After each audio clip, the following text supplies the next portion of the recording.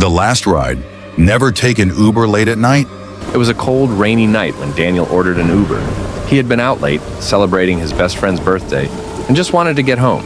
He was tired, a little buzzed, and scrolling through his phone when the black sedan pulled up.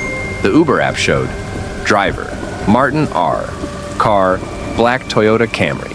License plate 4BX13T. Daniel checked. The plate matched. The driver looked normal, middle-aged, wearing a cap, eyes hidden under the shadow. Daniel? The driver asked. Yeah, Daniel said, getting in. The car smelled off, like old leather and something else, something metallic. As the door shut behind him, Daniel's phone buzzed.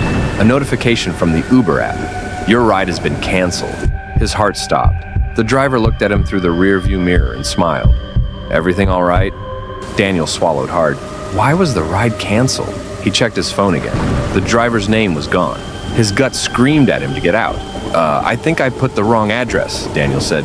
You can just let me out here. The driver didn't stop. You sure? He asked, his voice eerily calm. Yeah, man, just let me out. Silence. Then the locks clicked. Daniel's stomach dropped.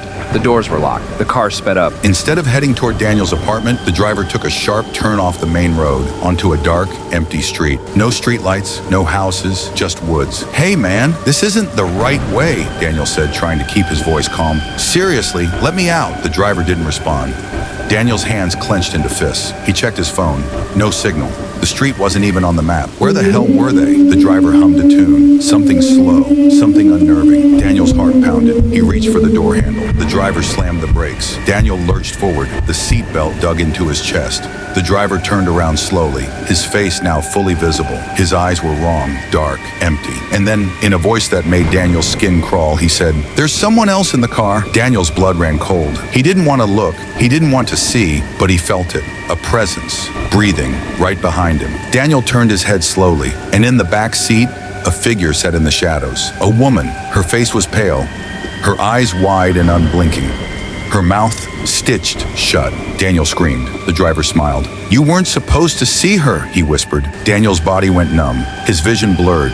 His head felt heavy. Something was wrong. The air in the car felt thick, like it was pulling him down. He tried to move. He couldn't. The last thing he saw was the driver, watching him through the mirror, whispering, "Don't fight it. She needs company." The next morning, the black sedan was found abandoned on the side of the road. The doors were wide open. The seats were empty. No driver, no Daniel. But in the back seat, there was a phone. The Uber app was still open. Searching for a driver, and in the reflection of the window, a woman's face stared back. Never take an Uber late at night?